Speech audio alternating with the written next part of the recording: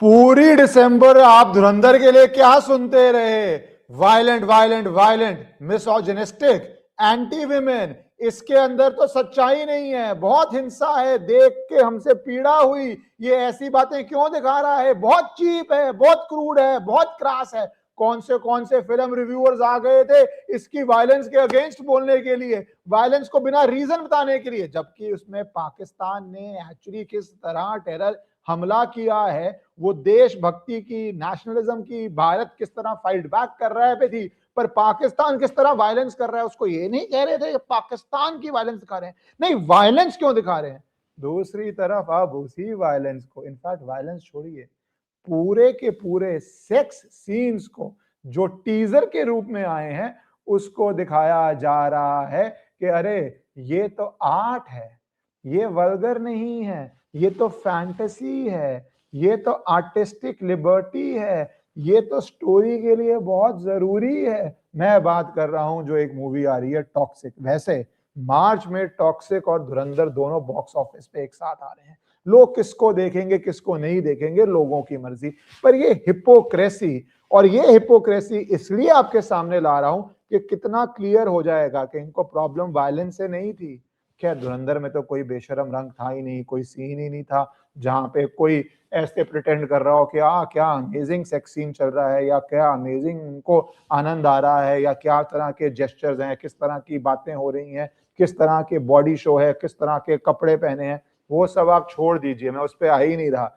ये मैं इसलिए बता रहा हूं आपको कि सारी प्रॉब्लम ये थी कि पाकिस्तान को इस तरह धुरंधर ने दिखाया था। क्योंकि वायलेंस की अगर बात करें तो जो ये टीजर आया टॉक्सिक का, कुछ जानकारी जानिए तो आप कहेंगे इसके सामने तो धुरंधर में कुछ था ही नहीं। जो आपकी पत्तियां थी वो कौन सी फिल्म रिव्यूअर थी? मिस अनुपमा चोपड़ा, जिनको कश्मीर से लेके वो कौन सी मिशन कश्मीर बहुत अच्छी लगती है, पर जिनको धुरंधर खराब लगती है। वही इकोसिस्टम जिसको कश्मीर फाइल्स खराब लगता था, धुरंधर पर उनको और भी खराब लगता है। उनको वो मूवीज बहुत पसंद आती हैं जहां पे कौन सी वो फेमस एक्ट्रेस थी, एक्ट्रेस तो फेमस नहीं थी पर लाइन बहुत फेमस थी कि ओनली सेक्स और Shahrukh Khan sells. Shahrukh Khan means big Bollywood या सेक्स सेल्स, है ना? वही वाली जो लाइनें थी सारी। पर अब देखिए इस मूवी के बारे में, मेरे मूवी के अगेंस्ट है या नहीं है वो आप डिसाइड कीजिएगा।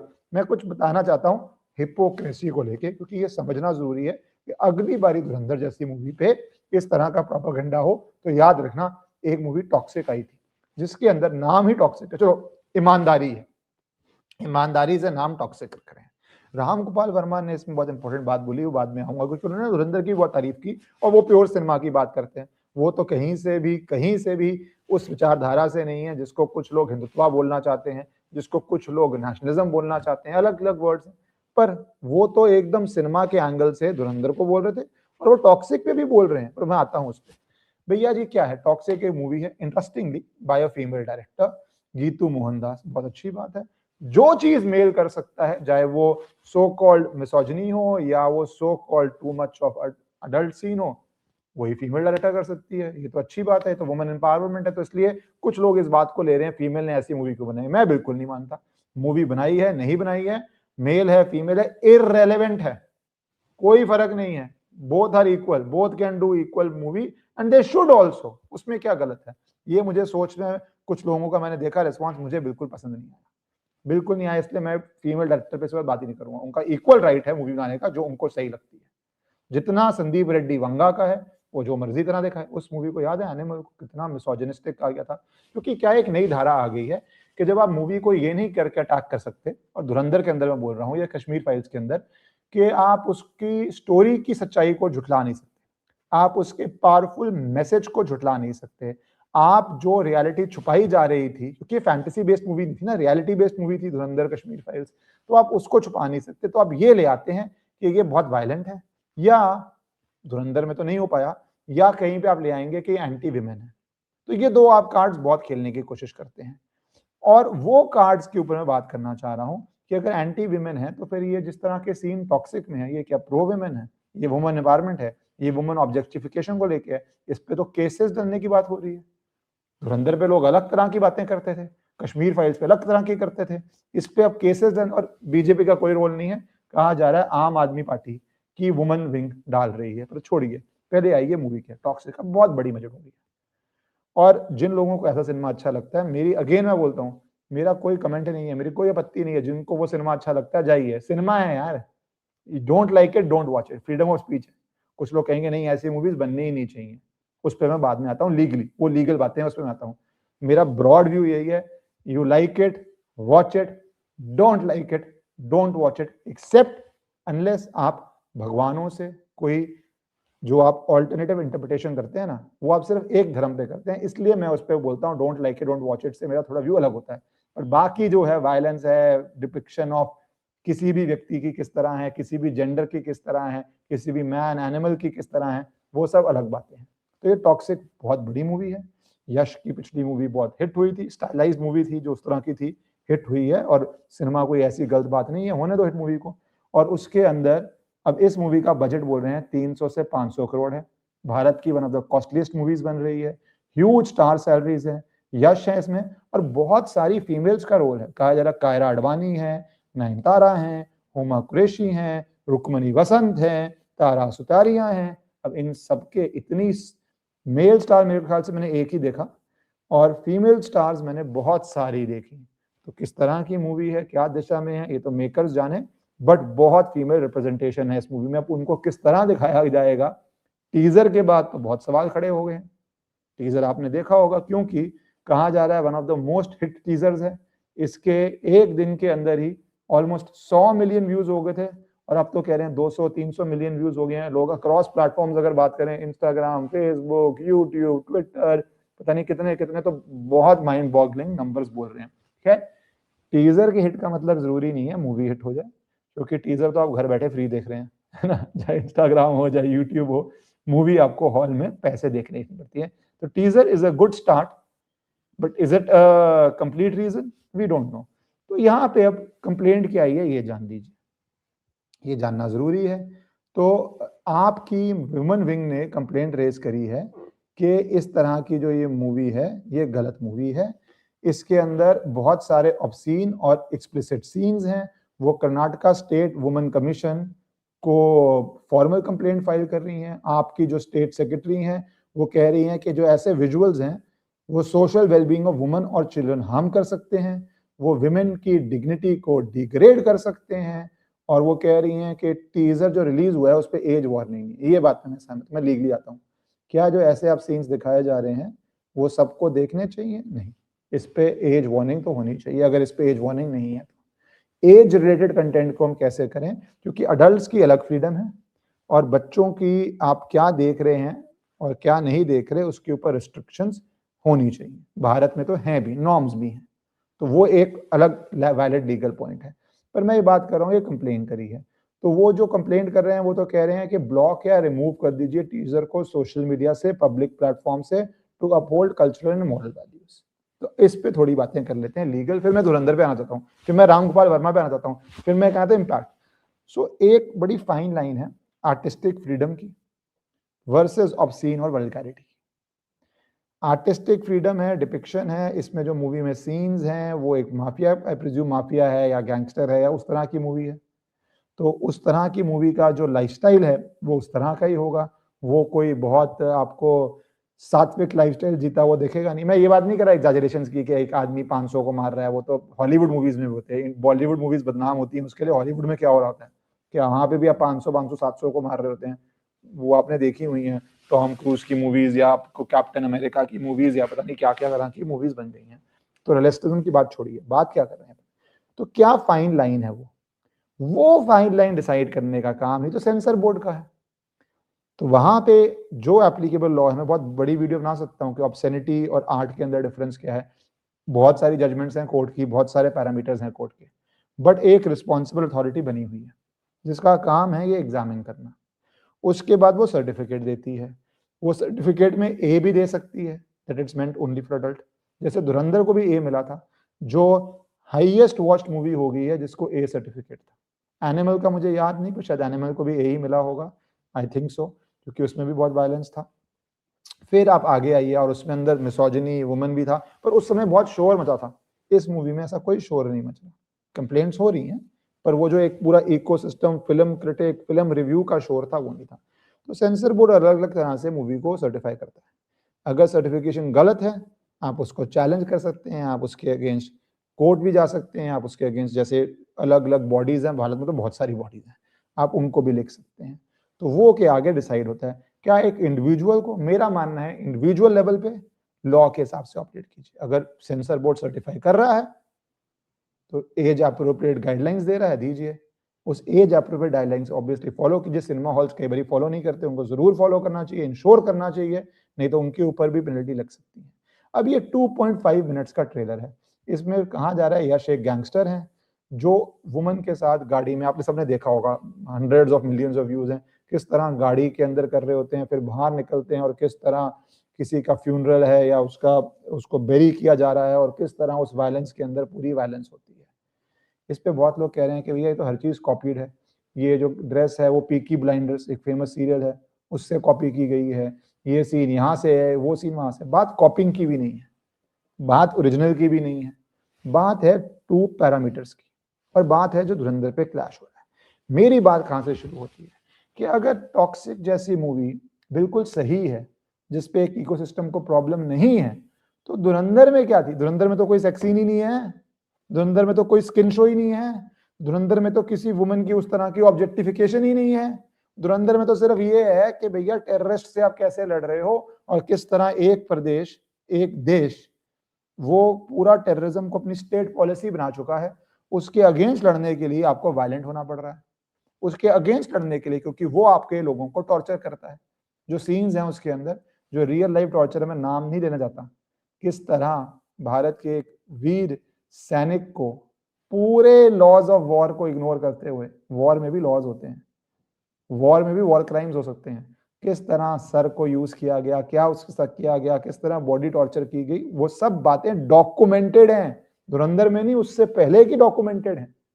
तो वो सच्चाई दिखा रहा था। यहाँ पे फैंटेसी में एक आदमी आके 500 को मार रहा है, धुरंधर में तो कोई ऐसा सीन भी नहीं था। इनफैक्ट अगर आप देखिए धुरंधर के अंदर रियलिज्म कितनी थी, और उसी से मैं रामगोपाल वर्मा पे आऊंगा कि एक सीन में जो एजेंट है रणवीर सिंह, वो 2 लोग या 3 लोग मारने आते हैं ना उसको, जो पहला सीन है शादी का सीन है, वो 3 लोग मारने आते हैं तब भी नहीं बचा पाता। ये है रियलिस्टिक लाइफ, ये है रियल लाइफ में जो जाके पाकिस्तान में ऑपरेशन करते हैं, या हमारे सैनिक हैं, या आईबी है, या अननोन मैन है, ये है रियलिटी ऑफ लाइफ। आप पूरी कोशिश करें, पर 3 लोग जब नॉन स्टॉप गन कर रहे हैं, जरूरी नहीं आप सक्सीड करें। आप जिसको प्रोटेक्ट करना चाहते हैं आप उसको ना कर पाए, कई बार ये भी हो सकता है आप अपने आप को प्रोटेक्ट ना कर पाए, आप भी वीर गति को प्राप्त हो जाए देश के लिए। ये रियलिटी है। बट मूवीज को क्या रियलिटी दिखानी है? नहीं दिखाइए टॉक्सिक जैसी मूवी का अकेला आदमी आएगा 500 700 800 1000 को मार जाएगा, because that is entertainment and it is allowed, it is perfectly good कि आप ऐसी एंटरटेनमेंट बनाइए। What is not good is जब आप धुरंधर जैसी मूवी करते हैं। अब कुछ लोग बहुत इसमें उम्मीद लगा रहे हैं कि धुरंधर और इसका जब क्लैश होगा तो ये मूवी बहुत हिट है और धुरंधर को डिफिकल्टी होगी। मुझे तो उस बात पे सिर्फ हंसी आती है, मुझे नहीं लगता कि धुरंधर को टकेगा फर्क पड़ेगा ऐसी मूवीज। अब ये देखिए जो क्लैश की हम बात कर रहे हैं, है ना, टॉक्सिक वर्सेस धुरंधर, कौन जीतेगा? पहली बात, अगर लोगों ने देखने का मन है तो दोनों मूवीज हिट हो जाती हैं, लोगों का मन नहीं है एक हिट हो जाएगी, लोगों का मन नहीं है दोनों फ्लॉप हो जाएंगी। खैर धुरंधर तो फ्लॉप नहीं हो रही, वो तो एज लाइफ में nothing is sure, nothing can be 100% sure, but 99% तो है कि ये मूवी शायद धुरंधर 1 से भी ऊपर ही करेगी, नीचे नहीं करेगी, क्योंकि जिसने 1 देखी है, जिसने 1 देखी है वो 2 देखेगा, है ना, सीधी सी बात है। इतनी, क्योंकि 1 की जो रेटिंग थी, कई लोग तो मल्टीपल बारी 1 ही देख के आए हैं, तो मैं तो नहीं जानता जो ऐसा कोई होगा जो 1 देख के 2 नहीं जाएगा। और क्या 1 जब तक तब तक जिस भी ओटीटी प्लेटफॉर्म पे आ चुकी होगी, तो जिसने 1 नहीं भी देखी होगी 1%, वो जब ओटीटी प्लेटफॉर्म पे 1 देख लेगा तो वो भी 2 देखने जाएगा। तो वो बात तो मेरे ख्याल से वैसे ही क्लियर है कि होगी। ये मूवी हिट होगी नहीं होगी toxic, I have no concern, I have no business, I have no opinion, best of luck. लोग पैसा लगाते हैं, मेहनत करते हैं, हिट हो जाए अच्छी बात है, नहीं हो जाए अच्छी बात है। स्टाइलाइज मूवी है, वो भारत के कल्चर नरेटिव किसी इशू से लग नहीं रहा कंसर्निंग, वो प्योर सिनेमा है। एक सिनेमा होता है मैसेज वाला, एक सिनेमा होता है प्योर सिनेमा वाला। मैसेज में भी अलग तरह के मैसेज है। एक मैसेज था पीके जैसी मूवी का मेरे अनुसार, किस तरह उसने डिपिक्शन करी, मॉकिंग करी, किस तरह के सीन करे, उसके कौन स्पॉन्सर्स थे, थोड़ा रिसर्च कीजिएगा कौन सी लोग उसमें स्पॉन्सर्स थे, विदेशी विदेशी कंपनीज जिनके क्या मंसूबे हो सकते हैं, वो किस तरह उसके अंदर स्पॉन्सर्स थे, थोड़ा रिसर्च कीजिएगा। तो वो एक नैरेटिव है। एक है प्योर सिनेमा जिसमें कोई नैरेटिव ही नहीं। हाँ, कुछ लोग बात करते हैं क्यों भी गैंगस्टर दिखाया, क्यों ऐसी मूवीज बनती है कि सैंडलवुड की स्मगलिंग हो रही है, क्यों ऐसी मूवीज बनती है जहाँ पे इलीगल माइनिंग हो रही है, पर माफिया मूवी तो हर देश में बनती है, नहीं बननी चाहिए, वो बहुत आइडियलिस्टिक पोजीशन है। मूवी और सिनेमा कभी वैसा रहा नहीं। अब यूएस देखेंगे तो पूरी माफिया मूवीज ही बनी हुई है। स्कारफेस क्या थी, कोई स्कारफेस के अंदर वो वहां पे जाके ब्राउनीज तो बेच नहीं रहा था, है ना। तो ऐसी मूवी हमेशा ही रही हैं। गॉडफादर क्या थी, और इंडिया में भी रही हैं। अब उचित है अनुचित है वो एक सोशल डिबेट है, पर लॉ अलाउ करता है, तो मैं सोशल डिबेट में नहीं घुस रहा। मैं इस डिबेट में घुस रहा हूँ कि अब राम गोपाल वर्मा के मुझे बड़े इंटरेस्टिंग लगे, क्योंकि सबसे ज्यादा बात होती थी ऑब्जेक्टिफिकेशन ऑफ वुमेन की। इस मूवी में इतनी ऑब्जेक्टिफिकेशन हुआ है कि पहला सीन का कोई सरपैर नहीं है। ऐसा लॉजिकली ले, आप 50 लोगों से लड़ने जा रहे हैं, उससे पहले आप कोई भी ऐसे गाड़ी के अंदर बैठ के सीन उनके सामने, मतलब कोई सरपैर है ही नहीं है। बट वो मूवी का पर्पस भी सरपैर नहीं है, नहीं तो क्या सरपैर है। पहले तो आप 50 लोगों को मार सकते हैं, चलो वो अलग बात है, मार लीजिए, स्टाइलाइज्ड है, सिनेमा इज लिबर्टी। बट उसके साथ क्या है, सिर्फ अटेंशन ग्रैबिंग टैक्टिक है? May be it is a pure attention grabbing tactic, no problem, grab the attention। otherwise story line के हिसाब से तो कोई धुरंधर में लोग स्टोरी लाइन देखते थे, रीजन देखते हैं।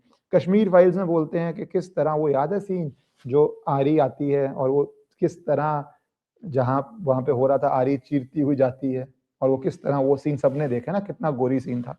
पर वहां पे लोग कह रहे थे, वैसे तो वो आपको पता है क्या रियलिटी बेस्ड चीजें क्या थी ना, वो सारी डॉक्यूमेंटेड है। बट वहां पे लोग कहते हैं दिखाने की जरूरत क्या सीन। यहाँ पे कोई नहीं कहेगा कि ऐसा सीन दिखाने की जरूरत क्या, इकोसिस्टम नहीं कहेगा।